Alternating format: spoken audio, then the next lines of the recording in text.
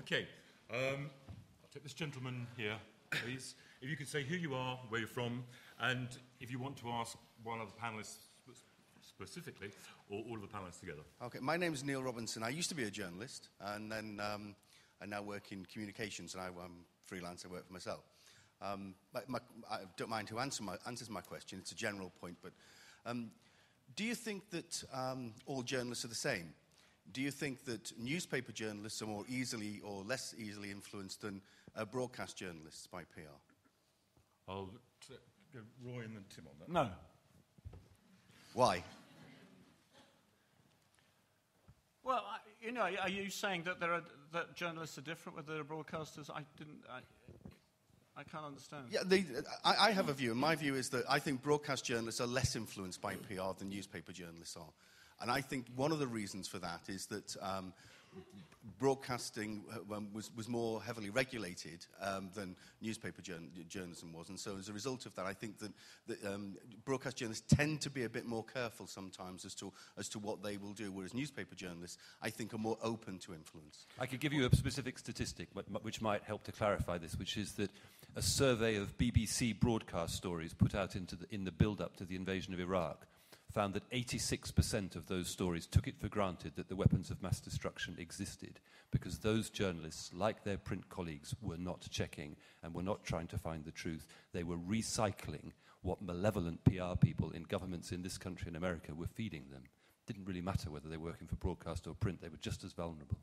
Okay. The other thing that has to be said is that broadcasting is generally having its parameters set by what appears in newspapers. It doesn't break that many stories, it follows them up. And so it's already locked into whatever the newspapers they create the paradigm of the story and then they respond to it. So I think that they're very often not even aware of the fact that these stories have been created or not properly researched in the first place. Okay, Tim or Phil, you've got a view on broadcast better than print? The public relations industry has never been as aware of the power of television as the advertising industry has, and it's therefore never been very good at dealing with television. It's the reason why we call them press conferences and then invite 26 television crews.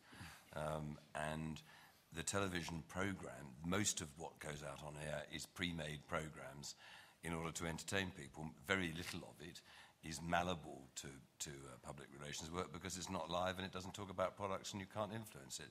What Nick is talking about is political propaganda, which has got nothing to do with the public relations industry whatsoever.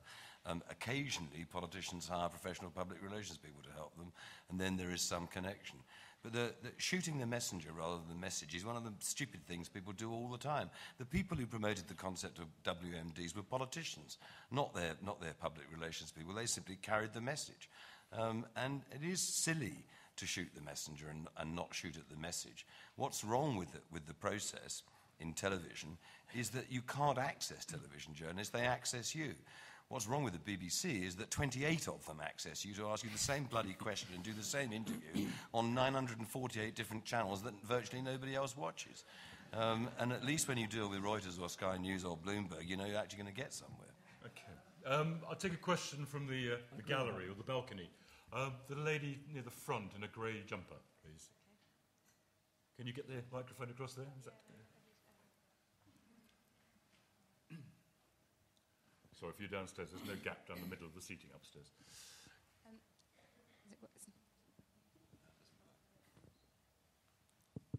You hear that? Yeah. Oh.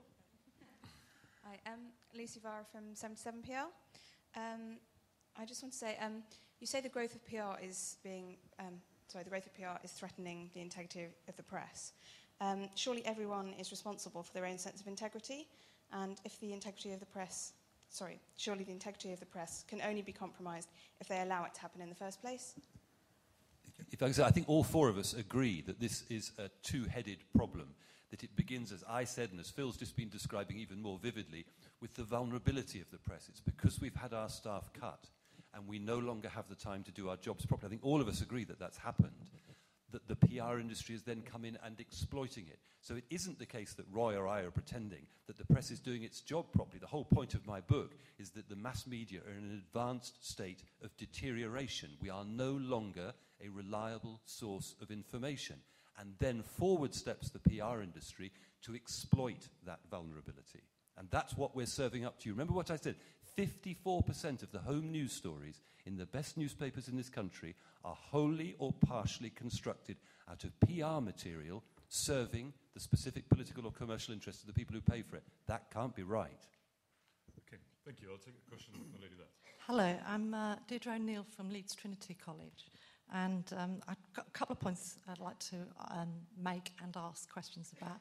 First of all, I've done research on this area myself, on the local press.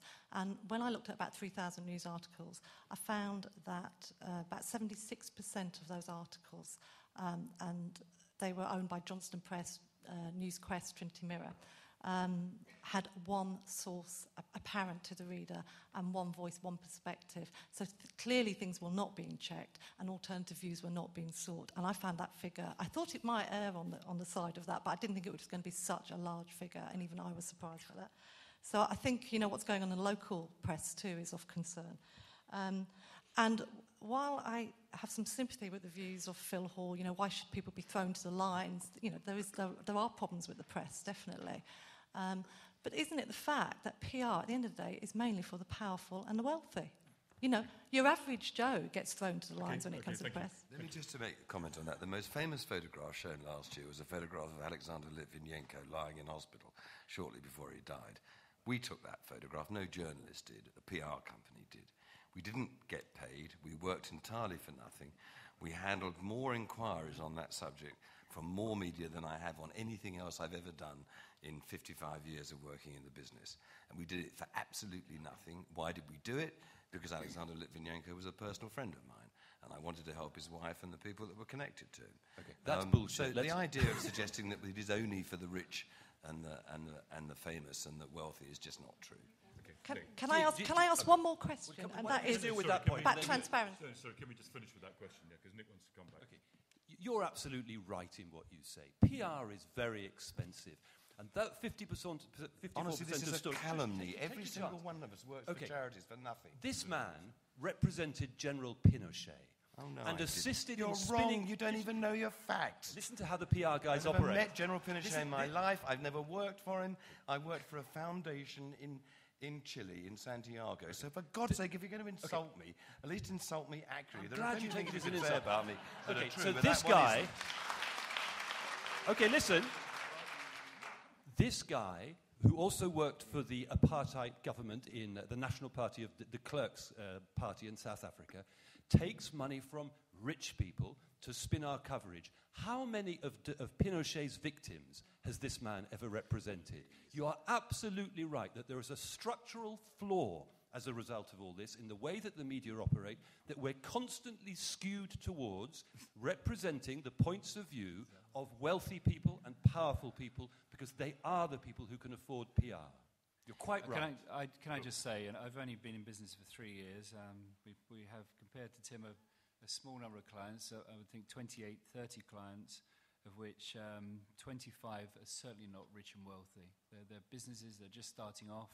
Many of them are startups. Many of them we've had alliances with to try and get them off the ground. And the rich and famous are very few and far between. But of course, the rich and famous are proportionally more in the press and have more attention. Therefore, you're going to focus on those cases more often. But it's absolutely not the case that PR is for the rich and famous. Okay, I'll take another question. Steve, yeah. Well, No, they should have one. Right, okay. Incidentally, F.W. de Klerk won the Nobel Peace Prize for what he did in South Africa that Nick is so busy planting his guardian brain on.